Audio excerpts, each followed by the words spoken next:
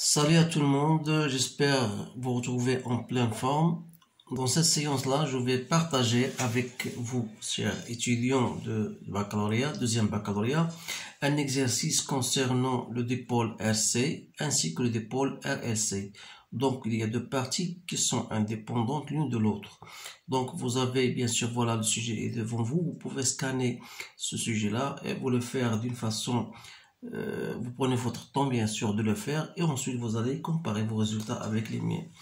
Donc la première des choses au moins, c'est le but, c'est de déterminer la capacité d'un condensateur. Donc dans une séance de travaux pratiques, un groupe d'élèves se propose de déterminer la capacité d'un condensateur. Pour cela, ils réalisent les deux expériences suivantes. L'expérience 1, ils ont soumis un dipôle RC formé par un condensateur de capacité C et d'un conducteur ohmique de résistance R égale 2 kΩ à un échelon de tension E. Il visualise à l'aide d'un oscilloscope la variation de la tension UC au bord du condensateur. On obtient la courbe, la figure 2.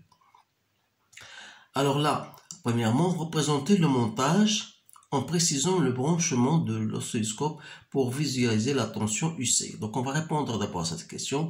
La deuxième question montrait que l'équation différentielle vérifiée par la tension s'écrit sous cette forme-là. Bien sûr, avec bêta et tau, ce sont des constantes à déterminer leur expression.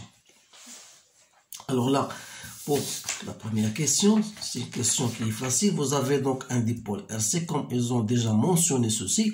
Donc, vous n'allez pas à réfléchir plus. Donc, il suffit maintenant de mettre un conducteur ohmique à côté d'un condensateur C. Ils sont reliés, bien sûr, à un générateur de tension E. Donc le courant passe dans ce sens-là. Donc il va traverser la résistance et bien sûr et le condensateur. Donc il s'établira une tension UR ainsi qu'une tension aux bornes de condensateur. Alors pour visualiser cette tension-là, on doit relier les bornes du condensateur, l'une où se trouve ici la flèche, par l'entrée Y et l'autre par une masse, comme vous le voyez ainsi sur cette figure-là. Donc, bien sûr, pour trouver l'équation différentielle, il suffit d'appliquer la loi des mailles, c'est-à-dire vous avez UR plus UC égale à E. Il n'y a pas de problème puisque vous avez un seul conducteur ohmique, vous avez un seul condensateur, donc vous n'avez pas de difficulté à faire. Normalement, UR c'est quoi? C'est RI plus UC égale à E. Vous savez bien sûr que Q égale à CUC. Ce sont des formules que vous devez apprendre. Donc I c'est dQ sur dt. Donc c'est C dUC sur dt. Il faut faire toujours ceci pour s'habituer à faire ces choses-là d'une façon très facile et très rapide. Alors là, donc vous avez RI c'est quoi? C'est C dUC sur dt plus UC égale à E. En divisant par RC, vous allez trouver la loi, l'équation différentielle, bien sûr, comme étant 1 DUC sur D plus 1 sur RCC égale à E sur RC. Alors là, par analogie de ce qu'on vous donne, on va donc montrer que l'équation est de cette force-là. On sait que DUC sur DT plus 1 sur tau UC égale à bêta. Ça veut dire que tau 1 sur tau c'est 1 sur C, ça donc tau c'est RC et bêta n'est autre que E sur tau ou bien E sur RC. Voilà la réponse à cette question. Maintenant, je vais passer à la suite de l'exercice. Voilà, toujours devant vous. Donc, il faut toujours scanner cette page-là pour que vous puissiez bien sûr lire les questions et répondre. Donc, montrer que tau a une dimension de temps. Montrer que tau a une dimension de temps. Ce sont des questions qui se posent toujours à l'examen, 90%. Déterminer graphiquement la valeur de E, la valeur de tau, en déduire C. Expliquer comment peut-on accélérer la vitesse de la charge du condensateur. Alors là, pour répondre à ces questions-là, vous savez bien sûr que taux, c'est RC. Donc, l'unité de taux égale l'unité de R, l'unité de C. Alors là, comme j'ai dit tout à l'heure que Q égale à CUC, comme Q c'est IT, c'est-à-dire que l'unité de C n'est autre que l'unité de I, ou l'unité de temps, que je divise par U. Il me reste R. Vous savez, d'après la loi d'Ohm, UR égale à RI. Donc, R, c'est U sur I, c'est-à-dire que l'unité, voilà. Donc, il suffit de remplacer. Donc, taux, c'est U sur I, fois C, I, T sur U. Donc, on fait une simplification, il reste dimension de temps. Donc, taux a une dimension de temps. Déterminer graphiquement la valeur de E. Alors là, on est dans le cas de la charge d'un condensateur. Donc, vous savez que lorsqu'on ferme l'interrupteur, à l'instant t égale à 0, on a UC égale à 0. Donc, à l'instant t égale à 0, vous savez, d'après le cours, vous savez que lorsqu'on a représenté UC en fonction de temps, à l'instant t égale à 0, UC égale à 0. Donc, un régime, on a deux régimes. Donc, dans ce régime-là, vous savez qu'à une certaine valeur de t, UC prend une valeur constante qui est E. Donc, on dit que UC, à l'instant, dans un régime, bien sûr, le temps qui tend vers l'infini, UC égale à E. Donc, pour déterminer la valeur de E, il suffit de faire cette projection-là pour voir, bien sûr, la valeur de E. Donc, voilà, d'après cette courbe-là.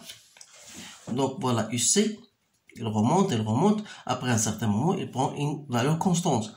Cette valeur constante, voilà, c'est celle-ci. Donc, vous avez un carreau, c'est 1. Donc, 1, 2, 3, 4, 5, 6. Donc, ça veut dire que E égale à 6 volts. Et pour déterminer taux, donc l'intersection de cette tangente à la courbe avec l'horizontale, ça donne ce point-là. Donc, vous faites la projection, vous tombez sur le taux qui égale 20 millisecondes. Donc, taux égale à 20 millisecondes. Alors, pour déduire taux, vous avez taux égal à RC. Donc, on déduit C comme étant égal taux sur R. Donc, c'est 20. Vous multipliez par 10 pour la convertir en secondes. Divisé par R, c'est 2 kilo-ohms, c'est-à-dire 2 10 à la puissance 3. Donc, ça fait 10 moins 6 farad. Donc, soit C égale à 10 microfarad. Voilà la valeur de C. Maintenant, après avoir répondu à cette question-là, l'expérience, comment on peut accélérer la vitesse de la charge? Bien sûr, la charge vous savez que taux égale à RC. Donc, pour que la vitesse de la charge augmente, il faut que taux soit faible. Donc, il faut choisir une résistance faible. C'est tout simplement une question de cours. Donc là, l'expérience 2, ils ont réalisé la même expérience avec un dispositif approprié. Ils ont pu tracer la courbe de l'énergie électrique emmagasinée dans le condensateur en fonction du carré de la tension. Ils ont obtenu la courbe de la figure 3. Alors là, on vous dit de déterminer ou bien trouver l'équation de la courbe E en fonction du UC au carré et retrouver la valeur de la capacité C. Donc, qu'est-ce que vous remarquez? D'après cette courbe-là, vous avez une courbe linéaire, c'est-à-dire qu'elle passe par l'origine du repère, elle passe par l'origine O. Donc, c'est l'équation linéaire, ça veut dire que EC, ou bien EE, c'est quoi? En fonction de UC au carré, ça s'écrit comme ça. A, UC au carré. Donc, A, c'est quoi? C'est le coefficient que vous devez apprendre, que vous devez calculer, tout simplement en prenant deux variables, celle-ci avec celle-ci. Donc, ils vont aider, bien sûr, de trouver de façon plus rapide. Donc, c'est 0,5. Mais n'oubliez pas, il faut multiplier par 10 moins 3. Donc, 10 moins 3 joules que je divise par 100. Donc, ça vous donne, bien sûr, une valeur, c'est 0,510 moins 5. Bien sûr, l'expression, l'unité, c'est joule par volt au carré. Donc, ce coefficient A, normalement, vous avez E dans le cours, c'est 1/2 C UC au carré. Donc, on a dit qu'il est égal à UC au carré, c'est-à-dire que A n'est autre que 1/2 C. D'où C, c'est quoi? C'est 2A. Soit disons, C égale à 2 fois 0,510 moins 5. Donc, c'est 1. Donc, c'est 10 moins 5 farad. Ou plutôt, 10 fois 10 moins 6 farad. C'est-à-dire que C, c'est bien 10 microfarad. La même valeur qu'on a trouvée tout à l'heure. Maintenant, on va passer à la deuxième, l'étude des oscillations libres dans le circuit RLC. Donc, pour étudier les oscillations électriques libres, on réalise le circuit représenté par la figure 4 est constitué d'une bobine, voilà, de coefficient d'inductance L et de résistance négligeable, c'est-à-dire R égale à 0. Donc, R ici égale à 0. Alors là, vous avez un conducteur ohmique, R.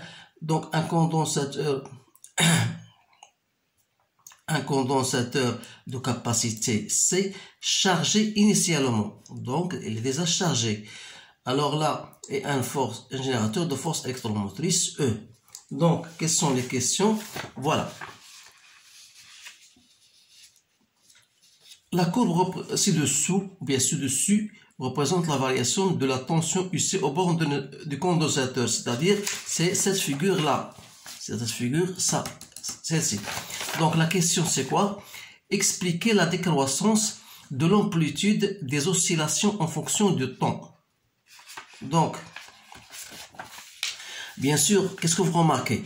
Vous remarquez que l'amplitude de la tension au bord du condensateur, elle s'affaiblit en fonction du temps. Et ceci, bien sûr, ça veut dire qu'il y a une perte d'énergie.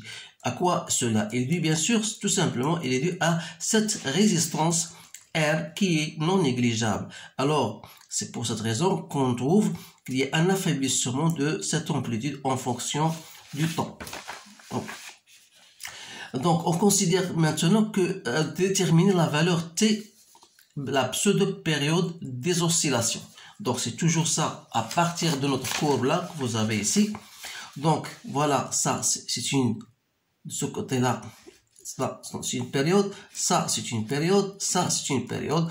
Donc vous avez bien sûr que T qui est égal, normalement elle vous dit que est égal à T0, d'ici à là, donc vous avez 4 millisecondes. Voilà la période. Et vous savez que T0 c'est quoi? C'est 2pi racine de LC. Donc c'est pour cette raison-là qu'on vous dit, voilà, déterminer la valeur de C. Alors pour déterminer la valeur de C, vous avez T0 au carré égale à 4pi au carré LC. C'est-à-dire que C n'est autre que T0 au carré sur 4pi au carré L. Voilà. Vous faites votre calcul. Donc T0 c'est 4 au carré. N'oubliez pas de multiplier par 10 moins 3 au carré, 10 moins 6 pour la rendre en secondes. 4 pi au carré, donc 3,14 au carré, fois 0,1. Donc, je sais pas si j'ai trouvé, je sais pas combien j'ai trouvé. Donc, j'ai trouvé bien sûr égal à 4, 10 moins 6 farad. Donc, vous faites le calcul bien sûr. Donc, il nous reste, voilà, à l'instant t égale à 2 millisecondes, déterminer l'état énergétique du condensateur. L'état énergétique du condensateur, là, vous savez bien sûr que l'énergie totale, c'est l'énergie du condensateur plus l'énergie magnétique, de la bobine. Alors, à t égale à 2 millisecondes, qu'est-ce que vous remarquez? À t, c'est-à-dire UC, prend un minimum, mais c'est en valeur absolue, c'est une unité, c'est une tension maximale. Donc l'état énergétique, bien sûr, est maximal. Ce sont des questions de cours. Donc, enfin, calculer l'énergie totale à l'instant t égale à 2t. Donc, à t égale à 2t, c'est-à-dire, voilà la première période, voilà la deuxième période. Donc, vous remarquez ici, voilà 2t. Donc, à cette valeur-là, on a UC, C et prend cette valeur-là. Voilà. Donc, UC et prend 4. Donc, l'énergie sera quoi? Sera égale, cette énergie totale, donc puisque ça est maximum, donc sera nul. Donc, l'énergie totale, donc c'est l'énergie entre les bornes de condensateur, c'est 1 demi CUC à l'instant t égale à 2t au carré. Donc, c'est 1 demi C, c'est quoi? C'est 4 10 moins 6 que je multiplie par UC, ça veut dire UC, voilà, vous avez 4, donc 4 au carré, ça fait 16 et vous faites votre calcul. Donc 16 divisé par 2, c'est 8, 8 fois 4, c'est 32, 10 moins 6, bien sûr, en joule. Ce sont des questions directes, bien sûr. Donc les courbes 1, 1, 2, 3 correspondent à 3 valeurs de résistance, R1, R2, R3. Voilà, vous avez des schémas. Qu'est-ce que vous remarquez lorsque R, normalement, lorsque R augmente, lorsque R est grande, on va avoir bien sûr de certains régimes. Il y a le régime périodique, il y a un régime apériodique, il y a un régime critique. Donc voilà le régime critique, voilà le régime apériodique, voilà le régime pseudo-périodique. Alors là, quelle sera la valeur de R normalement au comparer les résistances? Et recopie la réponse juste parmi les 3 réponses. Donc, pour un régime critique, ça veut dire 2, on aura une résistance très grande, qui est R2. Il va suivre le régime apériodique 3 et pseudo-périodique, c'est-à-dire qu'on aura le résultat, c'est quoi? On aura R1 inférieur à R2, inférieur, pardon, à R3, inférieur à R2. Voilà la réponse de cette question. Pour les courbes 1 et 2, bien sûr, vous avez un régime pseudo-périodique et un régime critique. Donc, c'est tout ce qu'il y a comme réponse. Ce sont des questions simples, je vois, et ça engendre tout ce que vous avez presque, ce que vous avez bien sûr vu en cours. Donc, dans les séances prochaines, on va bien sûr trouver d'autres exercices plus compliqués un petit peu, qui nécessitent un bagage en la matière. Donc, en attendant cela, je vous remercie de votre attention et je vous dis au revoir.